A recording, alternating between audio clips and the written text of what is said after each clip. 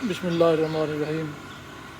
محترم ناظرین و سامعین، السلام علیکم ورحمۃ اللہ وبرکاتہ۔ امید ہے پر اللہ تعالیٰ کے فضل و کرم سے خیریت سے ہوں گے۔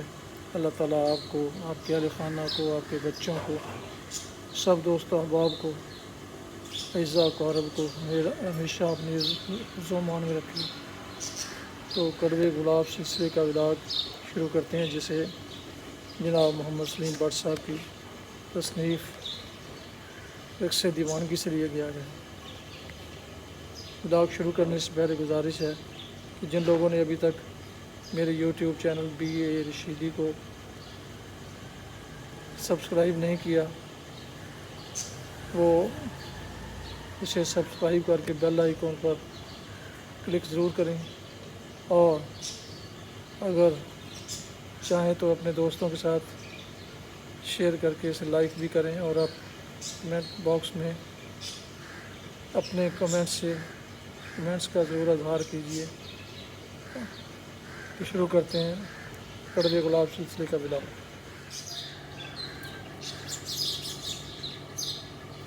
آج کا عنوان ہے کوئی کسی کے لیے نہیں مرے گا۔ خدا تعالیٰ، کہاوت ہے کہ خدا تعالیٰ جب زندگی وجود میں لائے تو ساتھ ہی سے موت کی امانت بنا دی جائے، جس سے فرشتے بہت حیران ہوئے اور بارگاہ الہی میں دست عرض کی کہ یا اللہ، یہ کیا معجزہ ہے؟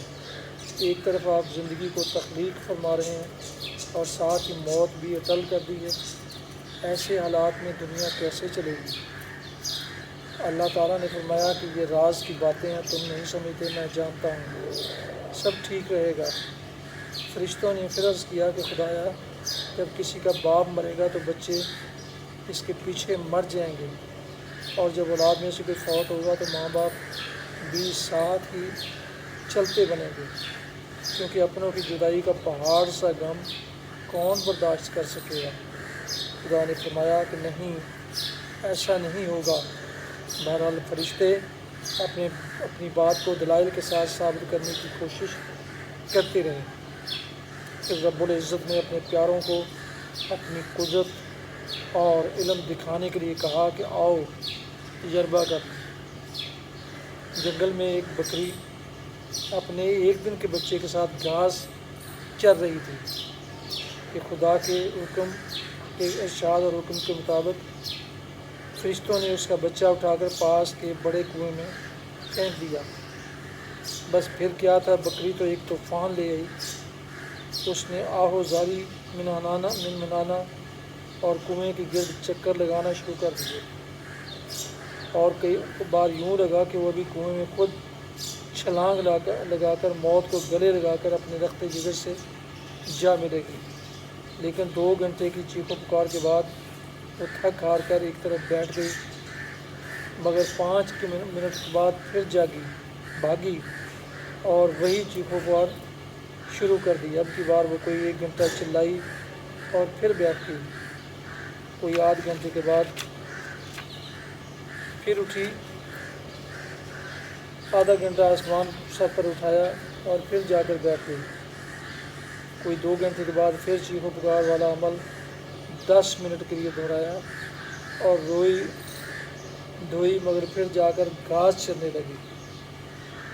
یوں خدا نے فرشتوں کو دکھایا اور سمجھایا کہ دیکھو، کسی کے مرنے پر وقتی آہو وقات خوب ہوگی، لیکن کوئی کسی کے لیے مرے گا نہیں، البتہ زخم مندمل ہونے میں تھوڑا وقت ضرور لگے گا۔ طمع اور لالچ کے پجاری کس کے لیے اپنا انجام خراب کر رہے ہیں۔ کڑوے گلاب سلسلے کا ولاگ عنوان ہے وائٹ کالر گاؤن۔ انگریزوں نے جو دنیا میں اپنی بہادری اور زیب کی اور عیاری سے تیسری دنیا کے ممالک کو غلام بنایا، وہ یقیناً تاریخ کا ایک اہم حصہ ہے۔ پھر ان ملکوں میں اٹھنے والی جمہوری تحریکوں کو جیسے دبایا اور ظلم و ستم کے جو بازار گرم کیے، وہ انسانیت کے نام پر کلنک سے کم نہیں۔ لیکن انہوں نے اپنے ملک میں مرغی کو ٹانگوں سے الٹا پکڑنے پر بھی سزا دی، اپنے ملک میں ملکی وفاداری پر بڑے انعام دیے، اور دوسرے ملکوں میں غداروں کو انعام و اکرام سے نوازا۔ انگلستان میں گورے نے جمہوریت کی بقا کے لیے اپنی دیرینہ جمہوری روایات کی عظمت کو برقرار رکھنے کے لیے بہت بڑی جدوجہد کی اور بڑی قربانیاں دے کر ان روایات کو سینچا۔ رومی اور یونانی امپائر کے بعد جمہوریت کو موجودہ دور میں چار چاند لگا دیے۔ دنیا میں جہاں کہیں بھی جمہوریت کی بات ہوتی ہے برطانیہ کو مثال پیش کیا جاتا ہے۔ کنگز اور کوئنز سے کس طرح آہستہ آہستہ اختیارات کا انتقال عمل میں لایا گیا اور ان کی سیاسی حیثیت زیرو کر دی، لیکن کسی دیرینہ ادارے کی حیثیت کو ختم بھی نہ ہونے دیا گیا۔ انہوں نے غیر مطبوعہ دستور کی پاسداری کے لیے کیسے کی کہ وہ دنیا میں ایک مثال بن گئی۔ قانون کی بالادستی اور احترام ایسا کہ شہزادے کا بھی غلط پارکنگ پر چالان ہو جائے۔ برطانوی پارلیمنٹ میں اسپیکر کا عہدہ اور رول انتہائی تقدس کا حامل ہوتا ہے۔ وہ پارلیمنٹ کا مائی باپ سمجھا جاتا ہے۔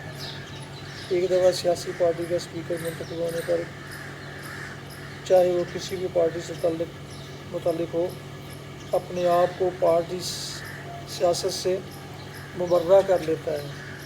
فرائض کی بجا آوری میں مجال ہے کہ وہ قاعدہ قانون کے خلاف جائے یا جس پارٹی نے منتخب کیا اس کی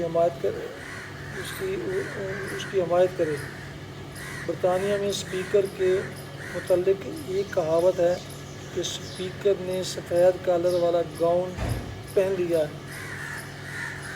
اپنے غیر جانبدارانہ کردار کی وجہ سے اسپیکر دوبارہ مایاتوں میں بھی چاہے کوئی بھی پارٹی برسر اقتدار آئے اپنے عہدے پر متمکن رہتا ہے، کیونکہ اس کی غیر جانبداری کی وجہ سے اس کے خلاف کوئی بھی پارٹی اپنا امیدوار کھڑا نہیں کرتی اور عموماً وہ بلا مقابلہ منتخب ہو جاتا ہے۔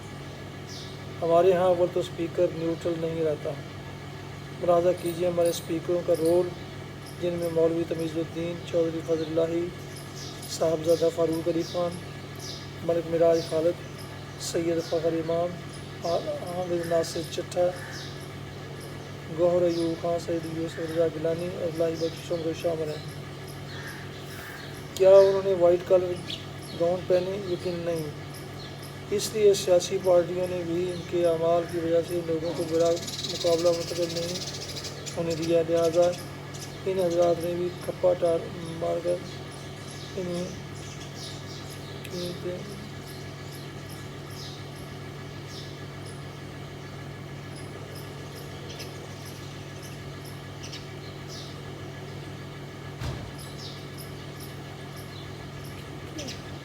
یقیناً نہیں، اس لیے سیاسی پارٹیوں نے بھی ان کے اپنے اعمال کی وجہ سے ان لوگوں کو بلا مقابلہ منتخب نہیں ہونے دیا، لہٰذا ان حضرات نے بھی ٹھپا مار کر تمیزیں نہیں اتاری۔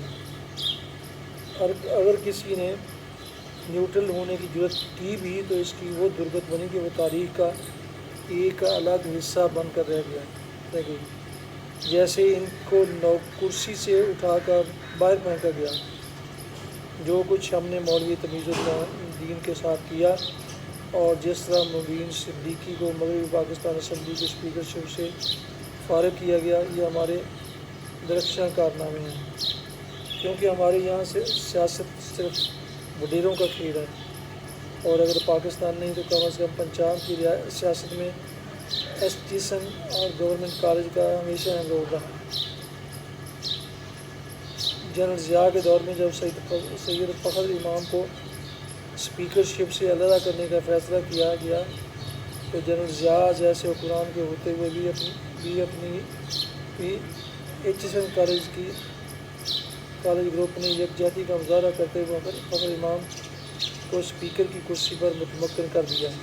حالانکہ وقت کم تھا، ایسا ہرگز نہیں چاہتے تھے۔ یہاں ایک واقعہ یاد آ گیا تاریخ کے اس دور کا، جب سقراط، ارسطو اور افلاطون کا دور تھا۔ یہ لوگ حساب دان، سیاست دان، جغرافیہ دان، پتہ نہیں کیا کیا ہونے کے علاوہ طبیب بھی ہوتے تھے۔ سنا ہے کہ کسی بچے کے دماغ میں سوراخ تھا اور ایک دن سوتے میں کوئی شرارتی سینٹی پیڈ یعنی کن کھجورا 1000 پا اندر گھس گیا۔ بچہ درد سے بلا اٹھا۔ ماں باپ فوری علاج کے لیے خاتون کے پاس کے استاد کے پاس بھاگے۔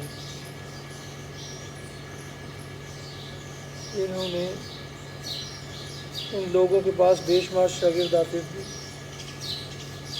لیکن ان کو بڑے بڑے کڑے امتحان سے گزار کر قبول کیا جاتا تھا، جیسے کہ سرد خانوں میں پھینکنا وغیرہ۔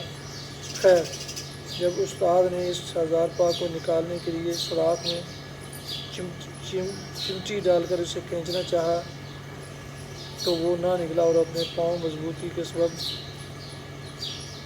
وہ ٹوٹ تو سکتا ہے لیکن اپنی گرپ چھوڑ نہیں سکتا۔ کمرے میں روشنی کے لیے جب چھت میں سوراخ تھا، افلاطون بھی چوری چوری وہاں سے یہ تماشا دیکھ رہا تھا۔ جب استاد بے شمار مرتبہ کوشش کر کے بھی ناکام رہا تو افلاطون نے اوپر سے آواز دی، استاد اس کی پیٹھ پر کوئلہ رکھو، یہ خود گرپ دور کر دے گا۔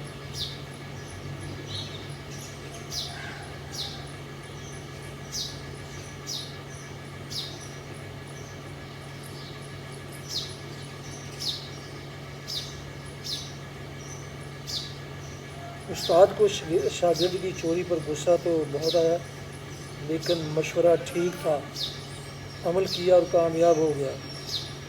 ہاں تو جناب، بات ہو رہی تھی جنرل ضیاء کے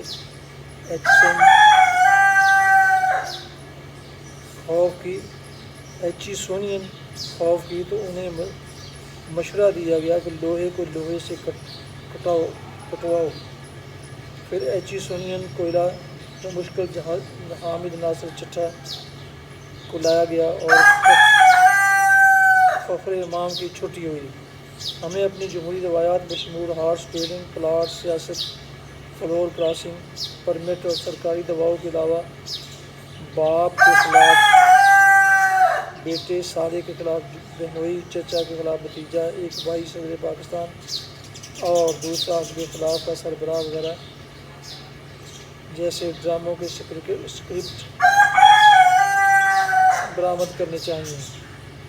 عوام کو بیوقوف بنانے، ان کی آنکھوں میں مرچیں ڈالنے، ان سے دغا کرنے اور ان کو ڈھور ڈنگر سمجھنے کے نسخے بھی اب ضرورت مند زیر طبیعت جمہوری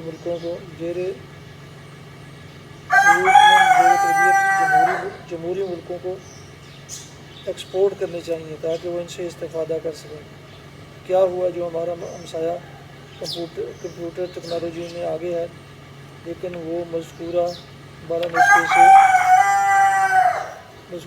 نسخے سے اس سے زیادہ زر مبادلہ کمائیں گے، صرف دکان کی مشہوری کے لیے۔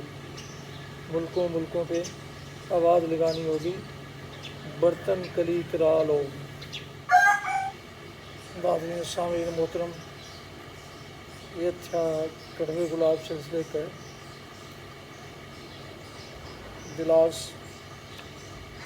جن میں سے پہلے کا عنوان تھا کوئی کسی کے لیے نہیں مرے گا، اور دوسرا وائٹ کالر گاؤن۔ یہ دونوں مضامین جناب محمد سلیم بٹ صاحب کی تصنیف رقص دیوانگی سے لیے گئے۔ تو جن دوستوں نے ابھی تک میرے یوٹیوب چینل کو سبسکرائب نہیں کیا، پسند کرتے ہوں تو اسے سبسکرائب کر کے بیل آئیکن کو ضرور کلک کریں